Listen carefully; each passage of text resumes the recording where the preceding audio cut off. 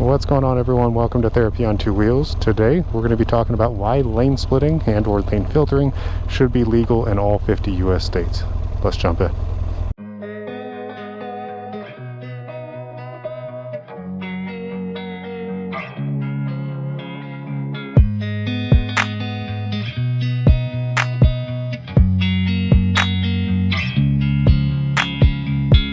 So today I'm going to be telling you why the lane splitting and lane filtering should be legal in all 50 US states, and why I'm happy that it is legal in California where I live at this time. Now, there are some slight distinctions or differences between lane splitting and lane filtering, so I'll jump into that first. Lane splitting is, for the most part, what people think about when they hear lane splitting or lane filtering, which means that you're kind of riding in between the lanes, in between two rows of cars. Typically, it does have to be at least two lanes of traffic going the same way for you to be able to lane split.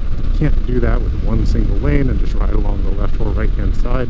There have to be two lanes going the same way with a usually dotted or white line that you're going to be splitting between those two lanes of traffic. A lot of times with lane splitting, a good example of that is on the freeway. If cars are moving at a very slow or they're even at a stopped pace, so maybe they're going 5, 10, 15 miles per hour, you're going to be in between those lanes splitting as you're going through traffic. So it allows you to bypass a lot of the traffic that's caused in those particular areas where there's common slowdowns. Now, with lane splitting, there are a few kind of regulations, or more so guidelines, that the CHP has given specifically within California, and that is, if you are going to be lane splitting, you should not exceed 10 miles per hour over what the traffic around you is doing. So, for example, if the traffic around you is going 10 miles per hour, you should not typically be going more than about 20 miles per hour. You also should not exceed 30 miles per hour. At that point, you can just go along with the traffic. So if traffic is going at 30 miles per hour, they do not suggest that you try to lane split. The reason is that the faster that you're going, the more dangerous lane splitting is going to be. The higher the risk of potential injuries is. If somebody either cuts you off or opens a door or something like that, the higher the speed, the more risk of serious injury. Now, in addition to those kind of regulations, it's also typically they suggest staying between the far left-hand lane, which they would call the number 1 lane, and the number 2 lane, which is just to the right-hand side of that. They don't suggest doing it, if it's a 4-lane freeway, going all the way on the far right-hand side of the freeway to do lane splitting. Now, lane filtering is going to be a little bit different. Lane filtering is usually more so when you think about city streets, very congested areas. So if you think of downtown LA, or you think of somewhere like New York, where there is high city traffic, it's not necessarily just going in between the lanes on the side, but it also means that you could be weaving in and out of the cars a little bit. Now, that's definitely more dangerous, and which is why lane filtering is typically done at much lower speeds. So either stop traffic or only going 5 or 10 miles per hour, whereas you could be typically lane splitting on the freeway when it's going 25, 30 miles per hour. So those are the differences between lane splitting and lane filtering.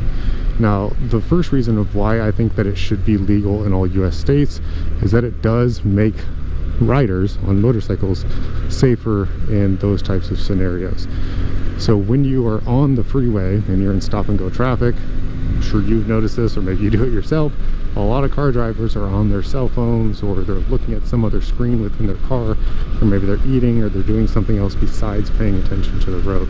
Because of that, there's a lot of rear end accidents. Now, in a car, if you get rear ended at 15, 20 miles per hour, it's usually not a big deal. You're not going to be severely injured. Your bumper might be a little crushed in the back, or if you're the one that hit somebody else, your front bumper is going to be crushed. That's usually the extent of those car injuries. Now, if you're on a motorcycle and you get hit and somebody comes up 20 miles per hour behind you and they're not slowing down, they slam on their brakes at the last second, that can crush you or pin you in between the car in front of you. So it's much, much more dangerous and potentially deadly for a motorcycle rider in those types of situations, which is why lane splitting can be and is seen as a much safer alternative compared to sitting in stop and go traffic. Now, on the same note, when you're in a city and you're in stop and go traffic or very slow moving traffic, you have those same concerns. A lot of times people are just not paying attention. They may cut over real quickly. They're, reversing all of a sudden, or they're in a left-hand turn lane and they decide to go straight. Like, there's just a lot of potential dangers that also come along with riding in city streets, which is why it can be beneficial for somebody on a motorcycle to be lane filtering and or lane splitting in those situations.